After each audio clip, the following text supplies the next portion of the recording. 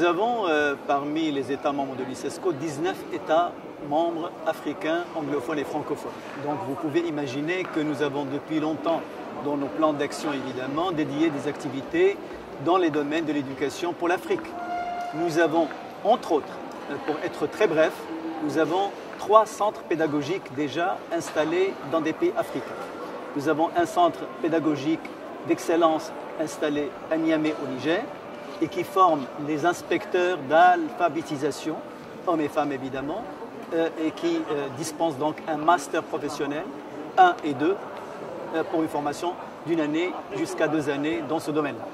Nous avons un deuxième centre pédagogique qui est installé à N'Djamena, au Tchad, et qui forme des professeurs arabes pour l'enseignement bilingue au Tchad, à la demande du gouvernement tchadien. Nous avons donc installé ce centre qui forme annuellement entre 1000 et 1200 professeurs qui sortent donc lauréats de ce centre-là et qui sont tout de suite intégrés dans l'enseignement public tchadien.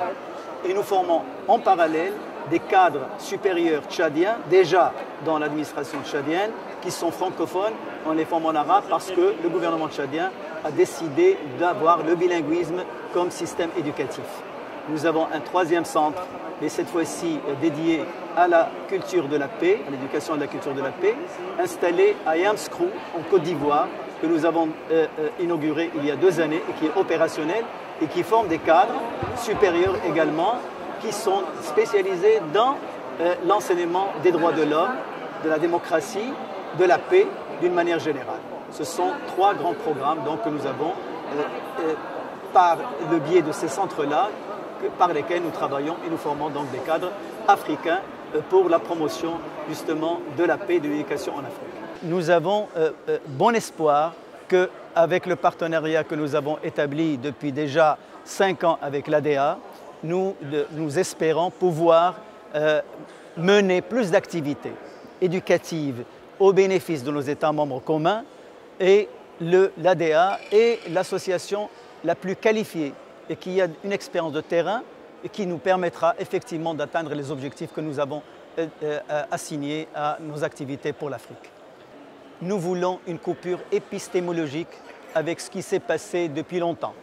Nous avons fait un constat, pas un constat d'échec à 100%, mais un constat quand même de quelque chose qui n'a pas été réalisé comme il faut. Et nous avons la possibilité maintenant avec soit l'agenda 2030 de l'ONU, soit avec l'agenda 2063 de l'Afrique, soit avec la stratégie de l'Union africaine pour jusqu'à 2025, soit avec la stratégie de l'ICESCO pour le développement de l'éducation, nous avons, je pense, une occasion, une opportunité à ne pas rater pour pouvoir effectivement reconstruire la manière avec laquelle nous avons jusqu'à présent dealé avec les activités de l'éducation.